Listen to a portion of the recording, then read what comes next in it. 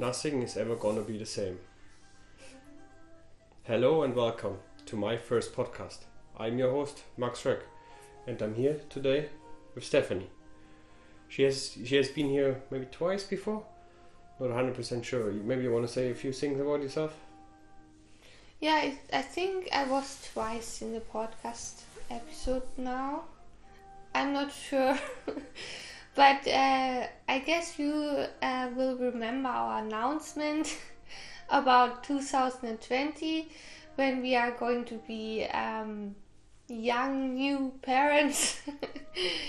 This was a really special episode, and the other one I don't remember what was it about. I'm not sure. I think it was about moving apartments, moving countries. Yeah, I think we gave some tips about the things which we did wrong that you can maybe do it in a different way, or don't do the same mistakes like we did.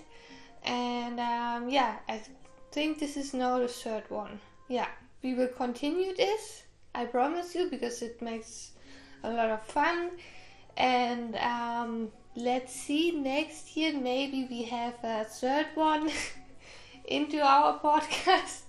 Yeah, it will probably depend how he's gonna sleep in the beginning. So if he's gonna be sleeping not much, he will probably be on one of our hands while we do this, or being fed while we do it. I'm not 100% sure how we're gonna do that next year, but we will find out, and you will be part of it as well.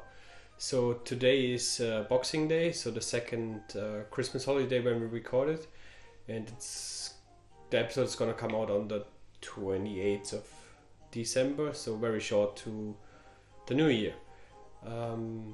There's been a lot going on in our lives. So we have been, as we said in the previous episode, we have been moving to the new apartment here, close to Mainz, or Frankfurt, if that's some city which you're aware of in Germany. And that has been one of our big moves this year, and that has changed a lot for us. Maybe there's something you want to say about the change, or what has been changing since we have been moving to this beautiful house. Yeah, it has changed a lot, that's right.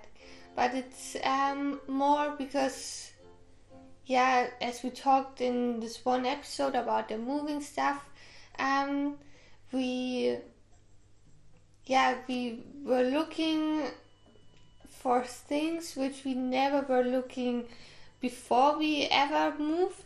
So it was a little bit scary in the beginning, because I guess it was more about my feelings, that I thought, I hope that's going well, and we have it now, our place. But because we talked a lot about 2019 the last few days, and the moving, as you said, this was a big step again this year. But we did the right thing, because we found really a place which is not, how can I explain it? It's not our own, but we are at home. It sounds a little bit strange, but what I mean by that is that it's not like that you come here and you just the new tenants, because the people here around us, we are part of the family, and that's really important for us. And I'm so sure that next year it's not only our family which is growing, because we we grow the whole family around here. That's that's exciting. Yes, still a little bit scary, because we don't know how things are going next year. But we have so much, family here, and that means really a lot.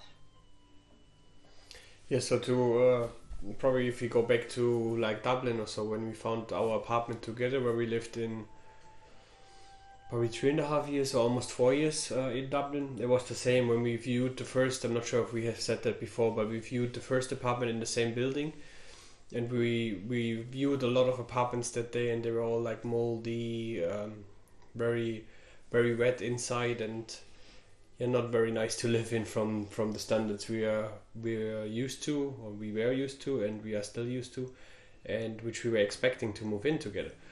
And then we said, well, we viewed so many, and we found the place after searching it for a while. It's very hard in Ireland to find it with all the addresses. It's still a little bit of a mess. And then we said, well, let's go in and check it out, because he made it in the way. And then we realized that it's really a kind of ugly, old, dirty, maybe worked up from the outside, but from the inside it was all new done, and they're very nice. And the first time we went there, we viewed the apartment in the top floor. I'm not sure if it was an attic or I think it was normal top floor. I think the attic wasn't really built as an apartment or so. And we viewed it, and it was very nice. We chatted with the landlord. He was there himself. He told us that he lived many years in Stuttgart, which is not that far away from where we grew up. And at the end we didn't get the apartment, but then after I think a couple of weeks or so, there was even a nicer apartment in the first one we viewed, available in the same building. And it wasn't available when we viewed the first one because it wasn't finished. It wasn't refurbished in a way that it could be rented out. And from there we always had nice conversation with the landlord when he came over. When we left, when we going back to Germany, he stopped by to look after the apartment, if it's fine and everything. And and we had a chat, and then he, at the end before he left, he kind of gave us our deposit in cash, and on the same day when we left, not even waiting for anything. And when we moved to Germany and found the first apartment we had for a longer period, or before we had like a temporary housing moved, it was a different story, and we didn't had things working out that easy with deposit, moving out, and getting everything solved than we had in Ireland. And now, having found, not sure how this apartment we're living in now, it's been back to what we like, what we enjoy. And when we moved out the previous apartment, we said we don't want to have the landlord living really, really close by or next door, same street or whatever. Now, well, they live next door, they live in the same building, and it doesn't bother us at all. So just because we have made bad experience, it doesn't mean that we shouldn't give other people the same chances we have given other ones which have been disappointing us. It's always good to give people new choices, because it hasn't been their fault that somebody else is different or has something to battle in their life which makes them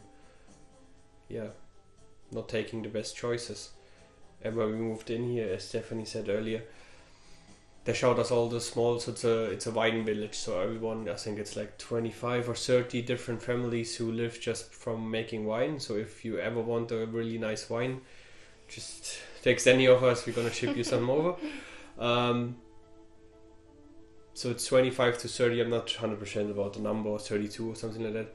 But even the street, when you walk out, there's like, I don't know, I think there's like 4 or 5 families just in like walking 200 meters each direction. And when they showed us around all those small wine ferries or wine stands where they do just during summer or spring period, or even during the winter, do like small, they serve wine, some food. And when they showed us around, they always said like that we are their flatmates, that not that we are their new tenants, but that we are their new flatmates. And that was very nice, and we felt very, very welcome. And I think the thing I will never forget was when we yeah, I'm not sure if we said it in the announcement episode, but when we went down for his 71st birthday, every time when he got a call that someone wants to congratulate him to his birthday, he was keep telling them that that the house has some new arrival next year, that there will be additional person, and he's still not sure if we're gonna have twins. I am that we don't, but you never know. Now we know at this stage. Yeah. We don't have twins. Yeah, but yeah, I think that's the most important thing for me this year. Yeah. So something we have been done. So we just we not threw the second, so the Boxing Day, but we usually do a big festive meal on Christmas Eve. So from her family, because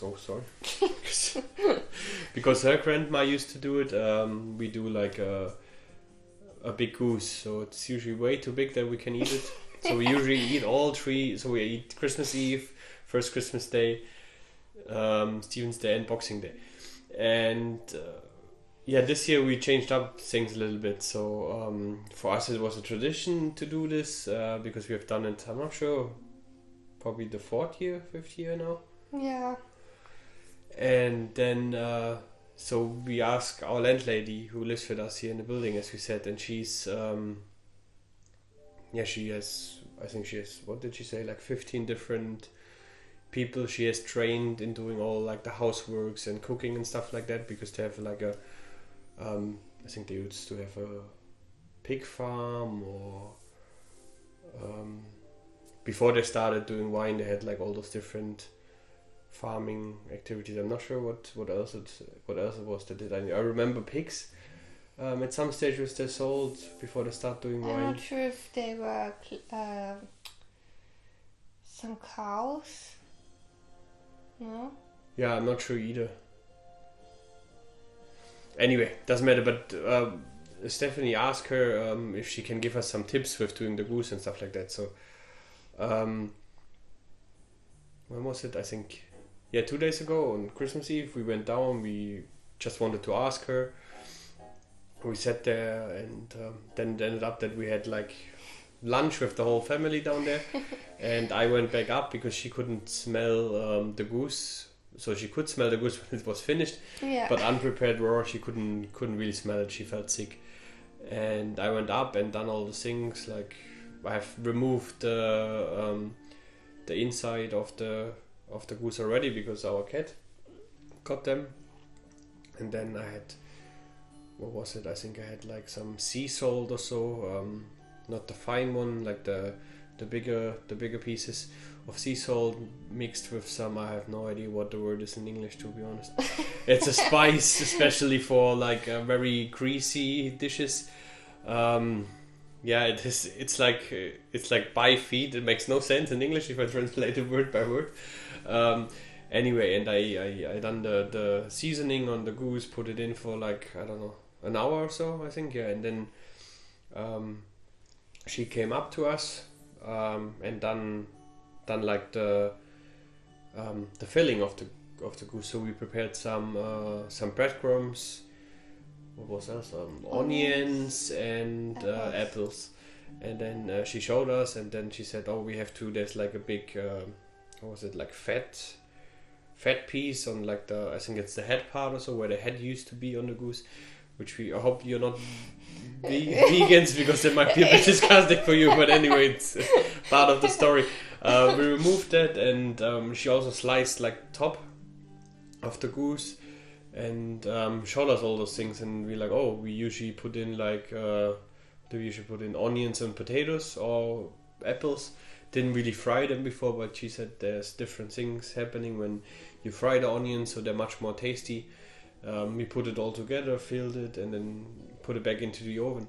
And because of the slicing on top of the goose, she explained all the fat is kind of going out.